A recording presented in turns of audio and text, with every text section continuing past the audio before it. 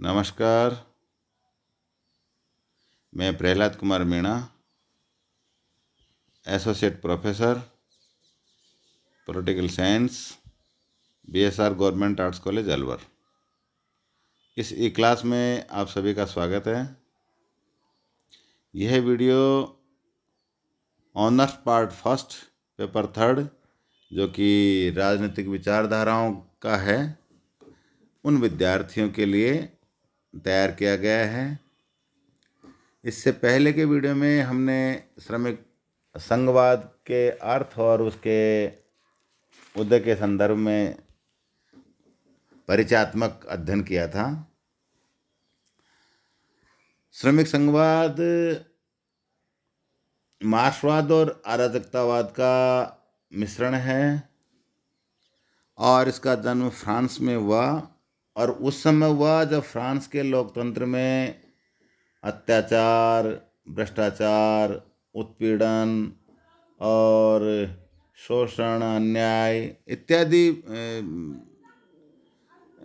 ज़्यादा लोकतंत्री शासन व्यवस्था में ज़्यादा स्तर पर हो गए थे। तो उनके विरोध स्वरूप ट्रेड यूनियन जो वहाँ बनी, जिनको सिंडिकेट कहा जाता है फ्रेंच भाषा में, उसी का हिंदी रूपांतरण या उसी का दूसरा रूप श्रमिक संघवाद के रूप में हमारे सामने उभर कर आया और एक नई विचारधारा के रूप में इसका उदय हुआ।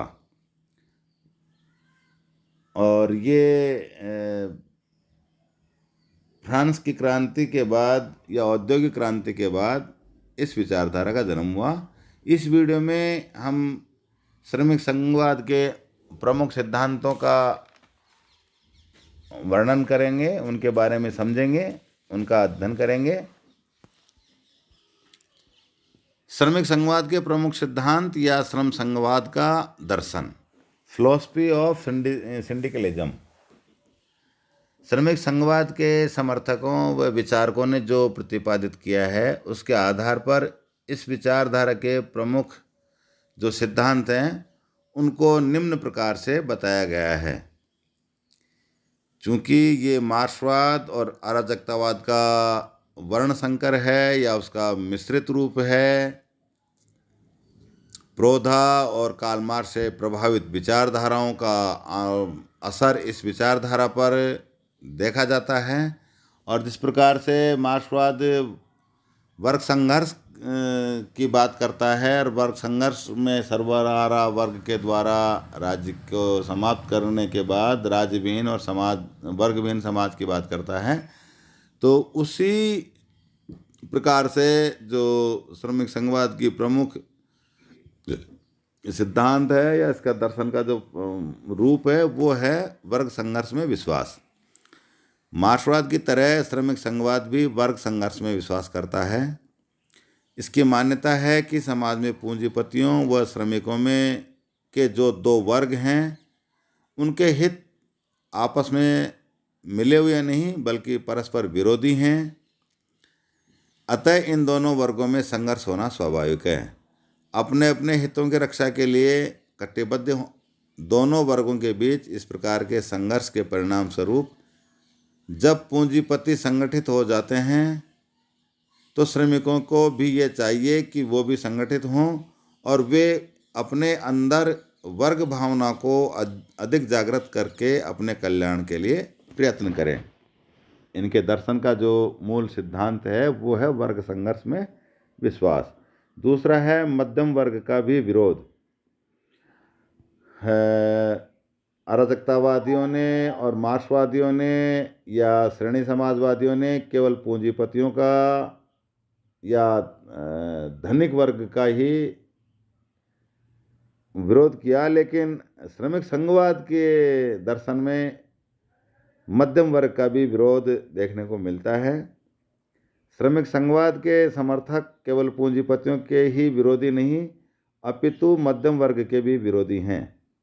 उनका मत है कि वह मध्यम वर्ग के लोग पूंजीवाद के सच्चे विरोधी नहीं हो सकते, और उनकी मान्यता है कि मध्यम श्रेणी के कुछ लोग श्रमिक आंदोलन में सम्मिलित तो हुए, परंतु वे ऐसा श्रमिकों के हितों के संरक्षण की भावना से प्रेरित नहीं हो सके श्रमिक संघवादियों का विश्वास है कि वे लोग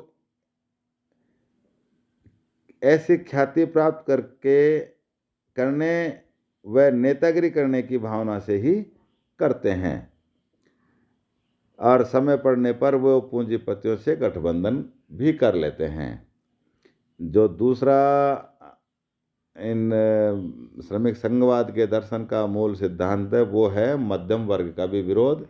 और वो कहते हैं कि जब हम पूंजीपतियों का विरोध करते हैं तो मध्यम वर्ग श्रमिक वर्ग के साथ जुड़ तो जाता है, लेकिन वो मन से या आत्मा से पूंजीपतियों के विनाश के लिए या उनके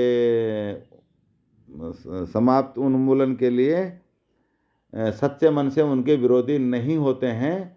और अवसर आने पर वो श्रमिकों का साथ छोड़कर पूंजीपतियों के साथ अपने संबंध स्थापित कर लेते हैं। तीसरे जो इनके दर्शन का मूल सिद्धांत है वो है राज्य श्रमिक हितों के लिए अनुपयुक्त है।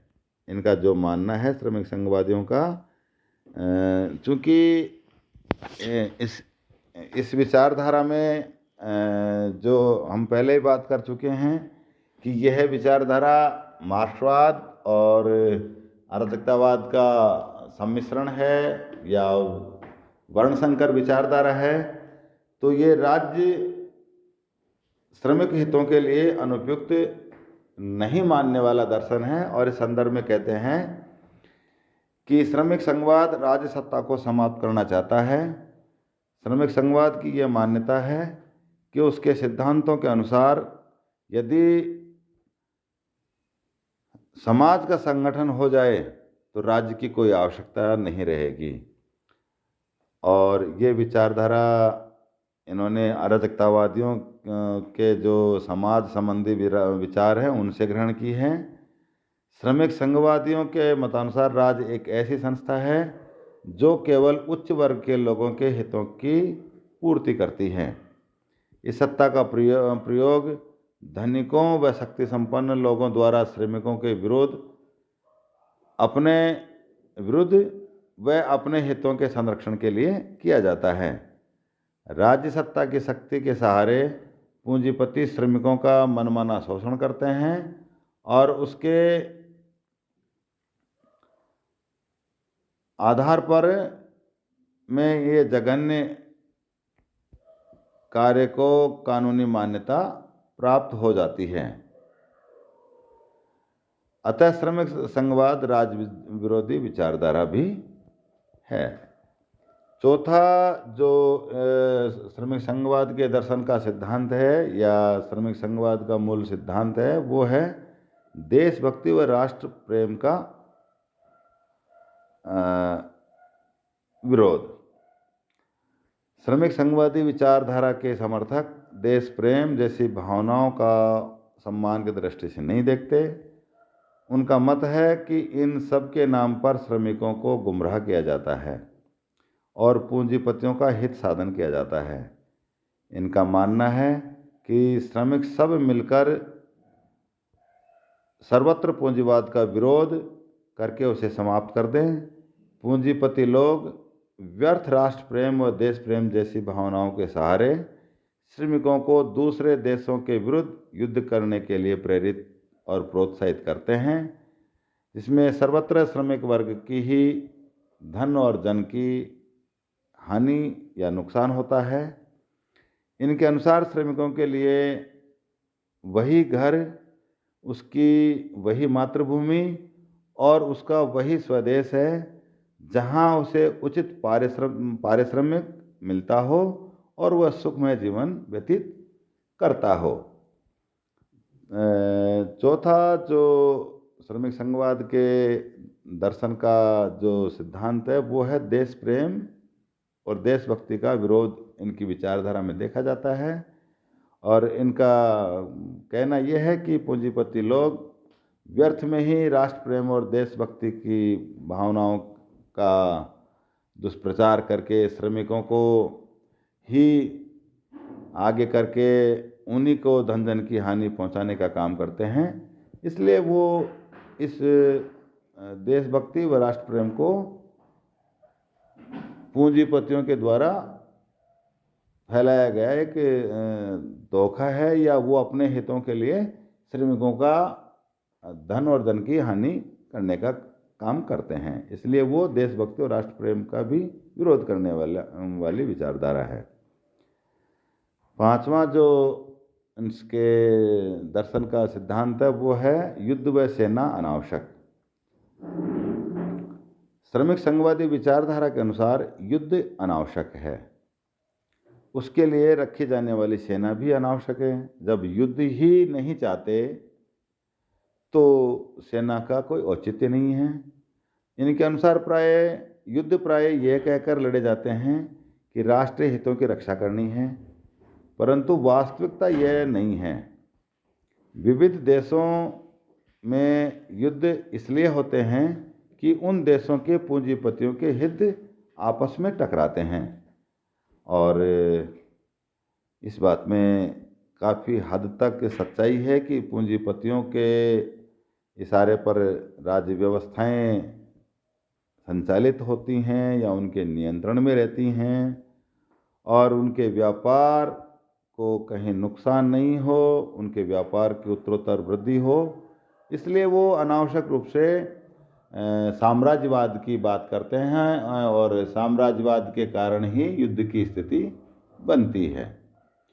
जैसा कि ब्रिटिश साम्राज्यवाद जो कि राजनीतिक रूप से आर्थिक रूप से था, और वर्तमान दौर में भी अब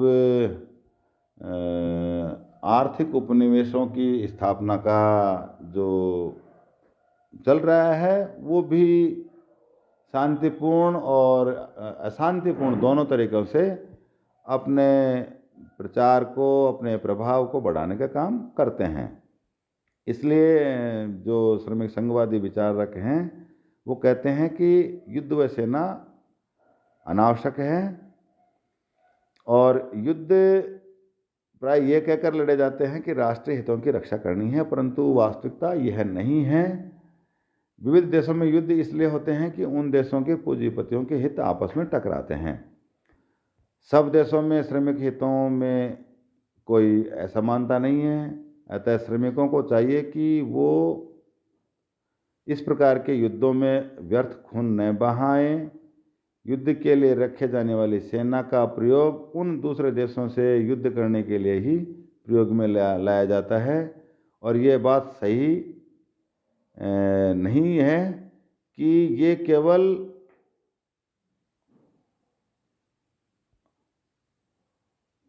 उन देशों के ही द्वारा युद्ध में प्रयोग लाया जाता है कि जो उनके राष्ट्रीय हितों को नुकसान पहुंचाया जाता है।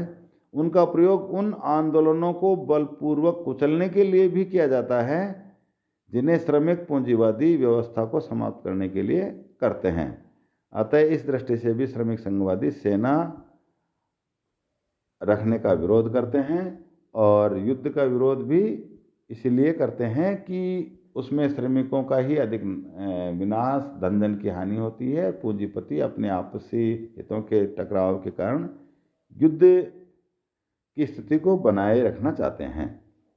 छठा जो इनके दर्शन का मूल सिद्धांत है वो है राजनीतिक दलीय व्यवस्था का विरोध। इस विचारधारा के समर्थक राजनीतिक दलबंदी में भी विश्वास नहीं करते हैं। राजनीतिक दलों का निर्माण वर्ग विशेष के हितों की दृष्टि से किया जाता है। उसमें सभी प्रकार के लोग सम्मिलित होते हैं। एक ही दल पूंजीपति, मध्यम श्रेणी व श्रमिक सभी प्रकार के वर्गों के लोग शामिल होते हैं। परिणाम यह होता है कि उस दल का संचालन कुछ ऐसे गिने चुने लोगों के हाथ में आ जाता है या रहता है जिन्हें न तो श्रमिक हितों का ज्ञान होता है और न उनके प्रति उनके मन में कोई आवश्यक सहानुभूति होती है। इसलिए वो राजनीतिक दलों का भी विरोध करते हैं। अगला जो सातवां बिंदु श्रमिक संघवाद के दर्शन का है वो है निर्वाचित प्रतिनिधात्मक शासन का विरोध। राजनीतिक दलबंदी पर आधारित निर्वाचन द्वारा स्थापित प्रतिनिधि शासन में भी संघवाद विश्वास नहीं करता है।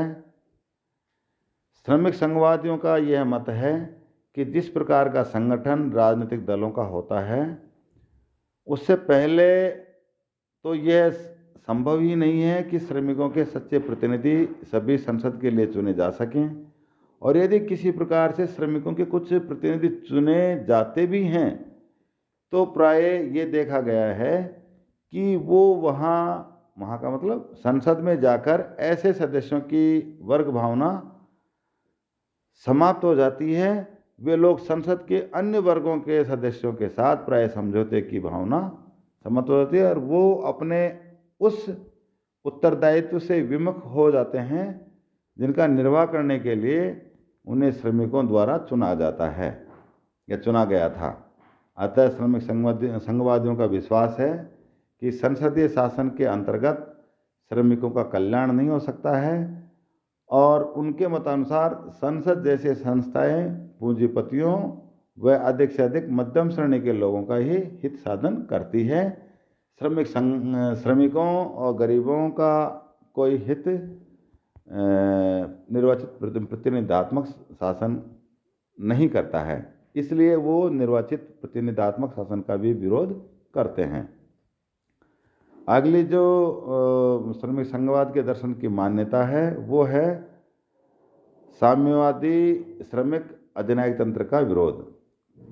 श्रमिक संघवाद उस साम्यवादी शासन का भी विरोध करता है जो श्रमिकों के अधिनायक तंत्र में स्थापित होती है। इसमें संदेह नहीं है कि श्रमिकों के अधिनायक तंत्र में सत्ता श्रमिकों के प्रतिनिधियों में निहित होती है, परंतु अनंतोगत्वा उन प्रतिनिधियों का रूप भी वैसा ही हो जाता है जैसा लोकतंत्रीय शासन में चुने हुए श्रमिकों के प्रतिनिधियों का हो जाता है। उनके मतानुसार साम्यवादी शासन व्यवस्था में श्रमिकों के अधिनायक तंत्र का रूप उस राज्य का हो जाता है जिसके सारे कार्य दलीय व सैनिक शक्ति के सहारे शीर्ष की ओर से नियंत्रित व संचालित होते हैं। शीर्ष का मतलब ऊपर से नियंत्रित और संचालित होते हैं, तथा शासन में जनसाधारण की कोई वास्तविक आवाज़ न रखने के कारण उनका वास्तविक हित साधन नहीं होता है। इनके अनुसार जनसाधारण व श्रमिक कल्याण के लिए श्रमिकों के संघ ही उनके सच्चे अर्थों में हित साधक हो सकते हैं, और वो ही बनाने की बात श्रमिक संघवादी करते हैं। अगला जो श्रमिक संघवादी विचारधारा का सिद्धांत है वो है श्रमिक संघवादी समाज व्यवस्था का चित्रण अस्पष्ट। समाज व्यवस्था क्या होनी चाहिए इस पर इनका कोई साहित्य स्पष्ट नहीं है। श्रमिक संघवाद का यह तो स्पष्ट प्रतिपादन है कि पूंजीवाद व राज्य का अंत होना चाहिए और सभी आर्थिक कार्य श्रमिक संघों के हाथों में होने चाहिए, परंतु राज्य के समाप्त होने पर समाज का संगठन किस प्रकार होगा इस विषय पर इनकी पूर्णतया कोई स्पष्ट राय नहीं है। इस विषय में कुछ तो ये कहते हैं कि अभी इस प्रश्न पर विचार करने की आवश्यकता नहीं है। इस प्रश्न पर विचार तभी होगा जब श्रमिक क्रांति के परिणाम स्वरूप पूंजीवाद व राज्य का अंत हो जाएगा। इनका कहना है कि इस समय इस प्रश्न को लेकर श्रमिकों को मतभेद नहीं रखने चाहिए और या मतभेदों में नहीं पड़ना चाहिए। ये भी इनके दर्शन का एक सिद्धांत है। और अंतिम जो श्रमिक संघवादी विचारधारा का मूल सिद्धांत या उसके दर्शन का जो सिद्धांत है वो है श्रमिक संघों द्वारा समाज के संपूर्ण प्रबंधन का संचालन। श्रमिक संघों द्वारा समाज के संपूर्ण प्रबंधन का संचालन। इनके मतानुसार विविध व्यवसायों के श्रमिक संघ अपने अपने व्यवसायों का संचालन व नियंत्रण तो करेंगे ही, साथ ही साथ वो स्थानीय मामलों का भी प्रबंध करेंगे। स्थानीय संघों के जो राष्ट्रीय व केंद्रीय संगठन बनेंगे वे नीति निर्धारण का कार्य करेंगे। जैसे रेल, तार, डाक जैसे व्यवसाय देशव्यापी होते हैं, उनका प्रबंध उनके जो श्रमिक हैं या उनमें काम करने वाले लोग हैं और उनके द्वारा जो संघ बनाया गया है उनके द्वारा किए जाएंगे। बच्चे, वृद्धों, रोगियों, अपाहिजों की व्यवस्था जैसे कार्यों का संपादन विविध राष्ट्रीय श्रमिक संगठनों की संयुक्त श्रमिक संस्थाओं के हाथों में होगा, क्योंकि उनका संबंध किसी एक श्रमिक संघ से नहीं होता है। क्योंकि बच्चे, वृद्ध, रोगी, अपाहिज किसी भी वर्ग के हो सकते हैं और उनके कार्यों का जो संचालन है वो संयुक्त श्रमिक संगठनों की संयुक्त श्रमिक संस्था के हाथ में होगा, क्योंकि उनका किसी एक श्रमिक संघ से कोई ज़्यादा संबंध नहीं होता है। इन विचारकों ने यह कहा कि संघवादी समाज व्यवस्था में सेना आदि की कोई आवश्यकता नहीं होगी, क्योंकि विविध श्रमिक संघों की अपनी स्वयंसेवी सेवक सेना होगी और वो स्थानीय शांति व्यवस्था बनाए रखने का काम करेंगी और ज़रूरत होने पर उनको व्यापक क्षेत्र में भी काम दिए जाएंगे और वो काम किए जाएंगे। इस प्रकार से ये श्रमिक संघवादी विचारधारा या श्रमिक संघवादी दर्शन के मूल सिद्धांत थे, जिनका अध्ययन हमने इस वीडियो के माध्यम से किया है। इस वीडियो में इतना ही।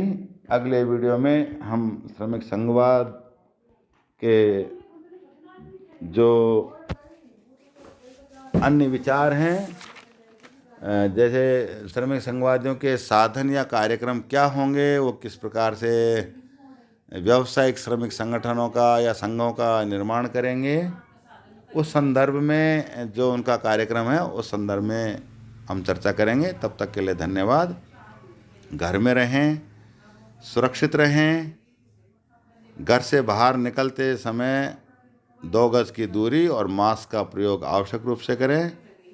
और एक बार इन्हीं शब्दों के साथ आपका धन्यवाद।